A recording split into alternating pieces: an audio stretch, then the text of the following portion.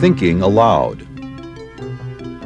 Conversations on the leading edge of knowledge and discovery with psychologist Jeffrey Mishlove.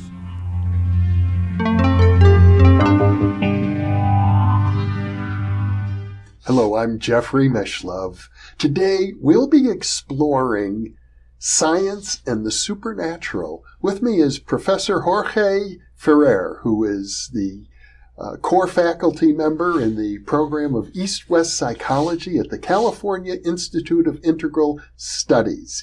He is author of several books, including Revisioning Transpersonal Theory, a participatory vision of human spirituality.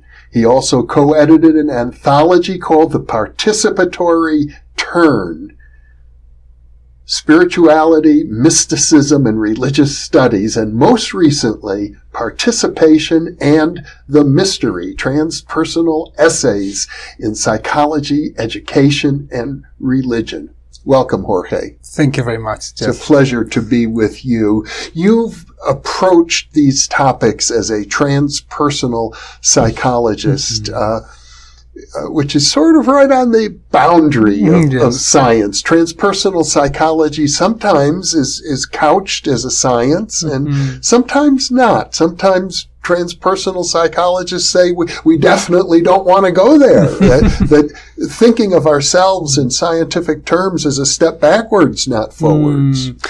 That's interesting. I would say that most transpersonal psychologists, including myself, are pro-science, we really support scientific studies of spiritual and transpersonal phenomena. What many of us, and here is where the divide happens, many of us are not so happy with, the ideology of scientism that is very different from actual scientific practice. Scientism. Yes. Like the religion of science. Exactly.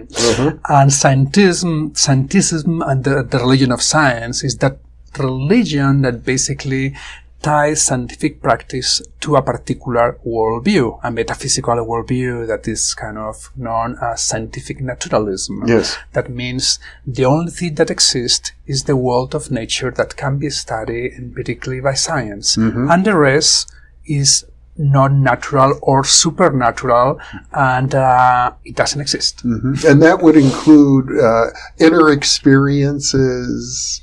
But gradually, it seems to me, science has been encroaching on that territory. I mean, going back, for example, to Freud, who said, let's study dreams scientifically. Yes. I would say that there is different types of naturalism, right? And there is more types that they include and they embrace inner experience and states of consciousness as realities, as mental realities, And there's the more hardcore forms that they say that even all those experiences can be ultimately reduced to brain or material dynamics of the brain, or even more to dynamics of kind of or subatomic level, physicalism. That's physicalism, So you have all this spectrum of doctrines in science, about how much to reduce and what is natural and what is not natural. But I would say that most philosophers and even scientists would accept that, the reality of mental states has been real, but how to understand them is different.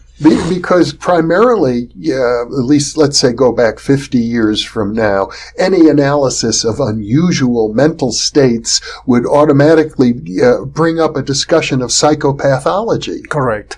And this is one of the things I believe that one of the achievements of transpersonal psychology, to really help to change that kind of ethos, pathologizing ethos of different states of consciousness that does not fit with our accepted as normal or ordinary.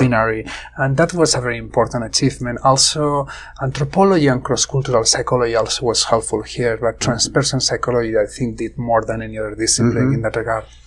Because in anthropology, if we go back several decades, it was assumed that shamans were basically schizophrenics who had found a position in their particular society. Yes. And mystics also, 19th century psychiatry would treat some of the most famous mystics like Santa Teresa or San Juan are people who were pretty crazy, you know, and they had like this, and they had these diagnostics for them, you know, and this is a very interesting area, but it's because that's not to say that there is not like an overlap at times between psychopathology and mysticism, between true spirituality and certain psychopathological tendencies. If you look at the history and the biographies, you know, of a lot of saints and mystics, from Ramakrishna, you know, from Ramana Maharshi, from many people, you see certain overlaps. So things are not just black or white.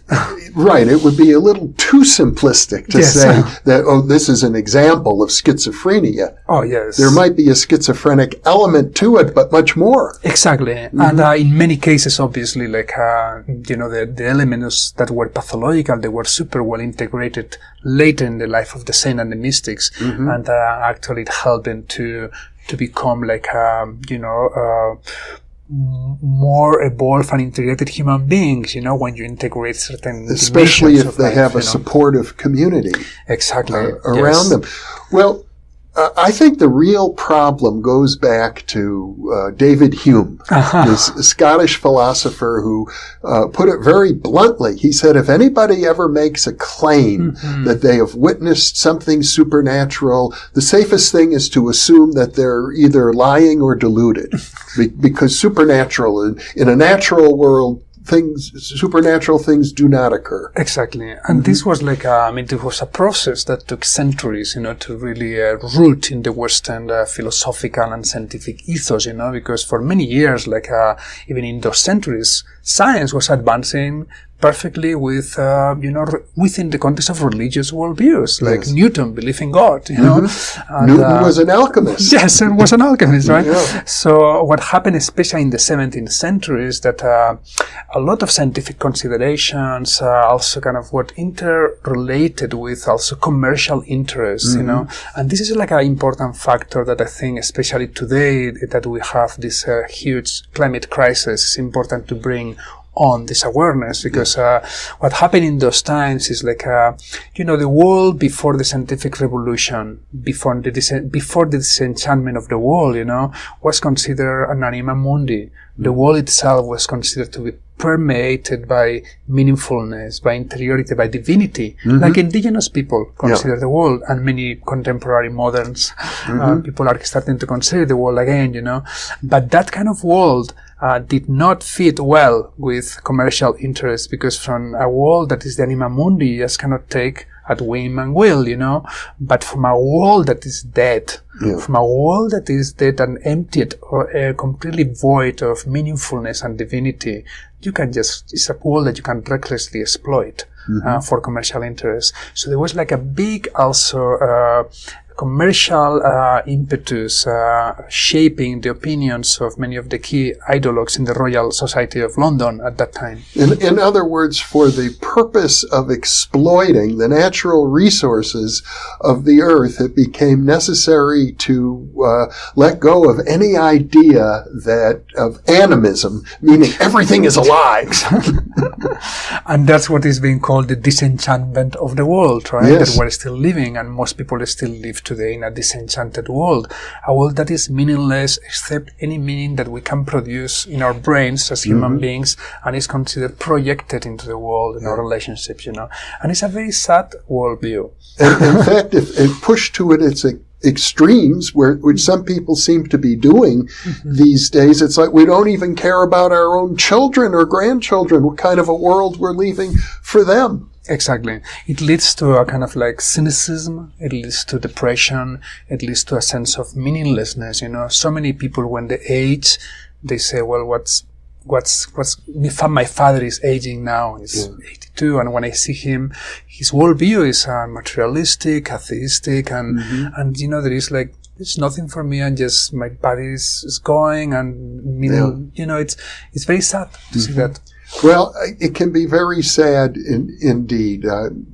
Know people close to me, for example, who lived in the business world all their life. They're chasing a dollar their entire life, which was admirable, especially when you have to support a family. But then towards the end of their life, if business conditions are bad and they suffer a business failure, they take it personally. They think that means that they have failed because that was their value system. Exactly.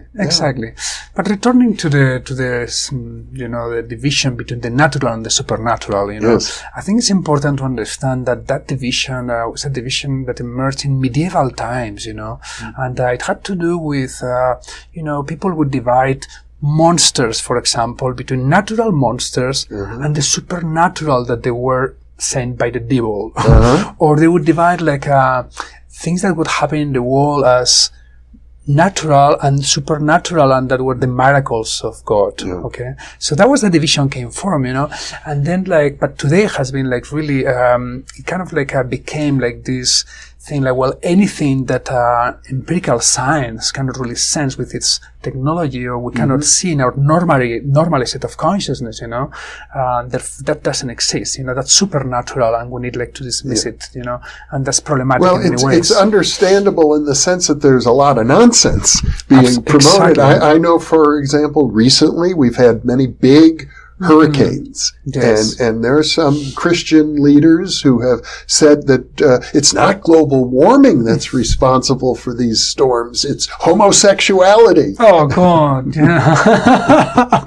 Unbelievable. Homosexuality. God is punishing us because we tolerate homosexuality. Yes, exactly. Or God is punishing us because some people aren't obeying all of the religious laws. Yes, absolutely. I have a lot of, that's why in part I have a lot of empathy and sympathy for people like my own brother, who is a professor in sociology and lives in a very beautiful man, but lives in a very materialistic worldview. So for him, talking about anything that smells supernatural is that's regressive, because it feels for him that we're regressing to kind of medieval times. Superstition. With all the superstition, craziness, all that is kind of opening the door for all that.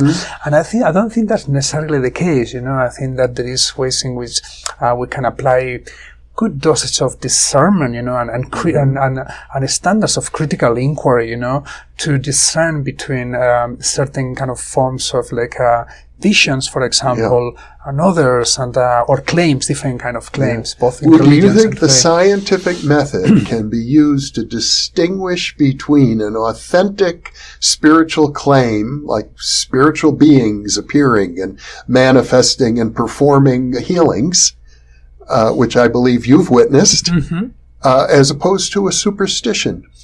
Well, I would say that the scientific method, as many people are today working towards, they're trying to extend scientific principles to be able to study those phenomena, I think the scientific method as it is applied today in most kind of modern scientific universities and research labs, I don't think will be able to succeed, but you can apply certain principles like intersubjectivity, and have collaborations of different people, even perhaps also moving beyond the kind of very ethnocentric nature of Western science, and invite collaborators from other cultures and worldviews, like healers and or Buddhist monks, and working collaborations with scientists and philosophers, and perhaps going into situations, for example, with psychedelic plants, that reportedly and demonstrably in many ways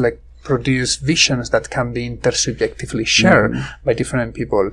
So in that particular cases, it's kind of, for me, it's kind of interesting. It's like a challenge I've put there to modern traductionistic scientists, it's easy to dismiss, let's say, ayahuasca vision when it happens with your eyes closed and people are in an inner journey, whenever it happens to an individual with their eyes closed, it's going to be easily dismissed. Well, that's just the brain producing an hallucination, right? That would be the standard response, right? Yeah. And it's like a conversation stopper. And surely, I mean, that needs to be taken into account. Absolutely. These entheogens are affecting the neurons. Absolutely. And we know that the brain, like example of dreams, can produce a lot of very, vivid images and stories and so forth. But I have to tell you this. Not long ago, we had the neurosurgeon, Eben Alexander, here, and he pointed out that there's some very interesting research now on psychedelics that say that what's actually going on is not that the brain is being activated by these drugs, but just the opposite. The brain is being turned off. Yes. The brain is being quieted so that consciousness is able to, in his view, experience things directly independent of the brain. Exactly. That the brain functions as a filter. Yes. And when the brain is quieted down so it's not filtering out, then this supposedly extraneous information, then we open up. I mean, in his case, it was very drastic. His brain was completely shut down by an attack of meningitis in the cerebral cortex. And so he had a full-blown near-death experience, extremely profound. He felt he was in communion with the God force of the universe, as he put it. But he didn't mean that in a dogmatic sense at all. So it may be quite the opposite of what people assume. I agree. This is, as you know, is like the filter theory of psychedelics that has like a long pedigree, like from one of the fathers of parapsychology and psychology. What was his name? Remember now, but Henry Bergson, also Aldous Huxley, this Houston Smith, Stanislav Grof plays with this theory. And I think it really makes sense. And I think what contemporary science is now doing is like to provide evidence that might be the case, Aldous also providing evidence that there is a lot of greater connectivity in the brain, for example, with LSD and so forth, But my point was like, what if and what when, we have like 3-4 people with their eyes open, seeing the same phenomena that would be considered supernatural, like energy fields, balls of energy, even entities. Entities in particular. And they can even interact with them in different ways, and this happens for 1 to 3 hours, How a materialistic scientist respond to that challenge? Well, as a parapsychologist, I can tell you that this is a problem that came up well over 100 years ago. During the 19th century, there was a huge fad all over North America, South America, and Europe called spiritualism. And people were getting together in their living rooms or their parlors and having seances. And in the seances, you would have a wide variety of altered states of consciousness and actual physical phenomenon, plus apparitions that, where they might be seen. There are many examples of apparitions seen by multiple people. Going back. So there's a tradition in psychical research, as it was then called, to how do we investigate these things scientifically? And they made enormous progress. And in that group of people were leading scientists of that era, William James, for example, several Nobel laureates, presidents of the society, the Royal Scientific Society in England. But ironically, I don't know that there's a single department of psychical research or parapsychology, certainly not in any university here in North America. I think there might be some hints of that in England and in Europe, but even transpersonal psychology has established only a few academic outposts, I would say. Yes, it's growing. It has been growing, especially internationally. But I think, you're right. Like contemporary transpersonal psychology is interested in this phenomenon of shared visions. I think probably we have much to learn from that literature that most of us are not familiar with. I mean, we have 150 years of scientific investigation investigation into the most exotic phenomenon by some of the brightest minds of their generation, and yet it's largely ignored. Yes. And for me, what gets me excited about this possibility, like bringing kind of like, entheogens or psychedelic plants into research, and of course this needs to be done in a way that is sanctioned by the government or in countries in which it's perfectly legal. But what made me excited is that they could be pretty reliable, in producing visions, and could be more researchable in a systematic way. Well, that is actually part of a program that one of my professors, Charlie Tart, in 1973 published an essay that in Science magazine, the mainstream publication of the American Association for the Advancement of Science. It was called State-Specific Science. And he argued that scientists should be trained to enter into specific altered states of consciousness to conduct research in those states to see what they observe. Exactly. And, psychedelics would be one example. It could also be lucid dreaming. It could be out-of-body experience. There's even a suggestion of, out-of-body experience takes us very close to near-death experience. And of course, now there are many scientists, such as yourself, who have decades of experience in meditation. They're not doing, the superficial kind of introspection that was done in the early days of psychology. It's years of training. Yes. I've always been very supportive and excited about Charlie's program, science of state of consciousness, and at the same time, looking back from when he proposed that program to our contemporary times, you don't see that so many research programs were launched in that particular framework, That's right. And I think part of the problem is that it takes many, many years for example, meditators to even stabilize their consciousness, not to speak about the number of years, perhaps even a lifetime for meditators to really go into a place of visionary worlds, that like, for example, in Tibetan or Kabbalistic, it takes like Olympic high meditators to go there, so in that particular way, I'm more optimistic about like the use of like the very, cautious use of like psychedelics, plants, because they produce the effects much more faster. Well, as I recall, in the early years, Timothy Leary or Richard Alpert referred to psychedelics as a microscope, letting us look directly into consciousness itself. Yes. But for me, like coming back to our topic, is like these visions, and if well documented somehow, it can really raise an interesting challenge to this kind of naturalistic metaphysics that contemporary science has really bought into, and in a way it's kind of like weird, because we have on the one hand science operating with these very narrow metaphysical assumptions, this is what exists, and then from all other fields, we're now being told that the human brain is kind of like built in a way to be able to access like 7 or 8 dimensions, right? That's what we're being told now. We don't know. Right? And we're like on a string theories, of course, they're telling us that in order for the numbers to fit together well, we live in a cosmos that is multidimensional. And of course, they discuss the number of extra dimensions, right? With 7, 9, someone talk about 21, right? And of course, there's no empirical evidence for those dimensions. It's formal, right? Yes.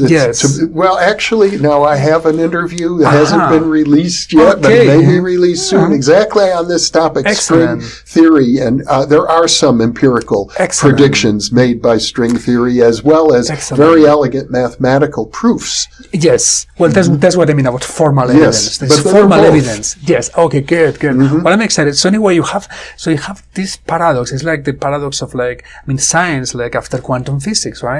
Has continued operating in a very Newtonian way, with the whole decades of quantum physics around, So there is something there that needs to happen. And of course, the number of contemporary scientists that are also more open-minded also increasing by the day, So, yes. Well, we think of Newtonian physics as sort of establishing this idea of the naturalistic worldview. Everything works like a big clock in Newtonian physics, and it makes people feel very comfortable. But Newton himself was bothered by it because he knew that gravity defied that kind of an interpretation. Gravity itself implies action at a distance. There was no way to explain it. Exactly. and it's been troubling scientists who look very carefully at the natural world ever since. Yes, exactly, totally.